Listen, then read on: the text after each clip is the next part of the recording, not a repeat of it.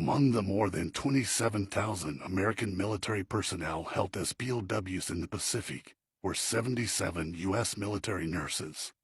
Taken prisoner in the Philippines, the nurses were separated from their male counterparts in service and helped with civilians in the Santo Tomas and Los Baños internment camps.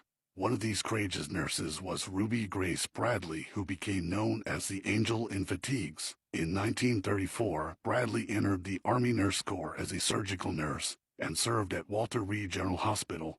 A year later, she transferred to Camp John Hay in northern Luzon, where she was on December 7, 1941, when the Japanese attacked Pearl Harbor.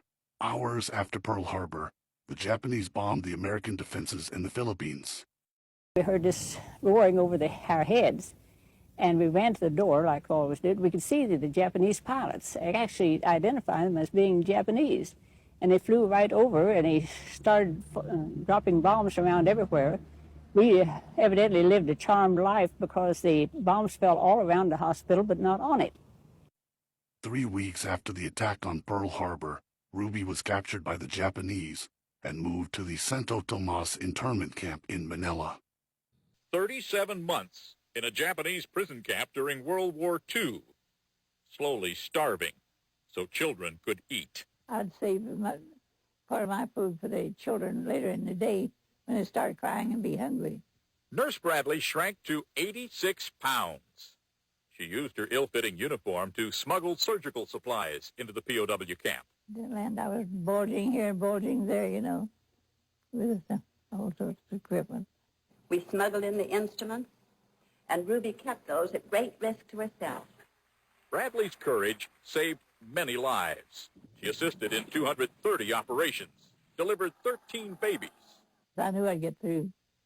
I was just sure of it. On February 3, 1945, U.S. troops stormed the gates of the Japanese camp and liberated Bradley and her fellow prisoners, ending her 3 years of captivity. Ruby served as a frontline Army nurse in evacuation hospitals in Korea. A half-century ago, she was a frontline Army nurse in Korea, the day 100,000 Chinese soldiers overran American troops and started closing in on her hospital tent. They were going to take me out first, and I didn't. I got behind something and stayed in.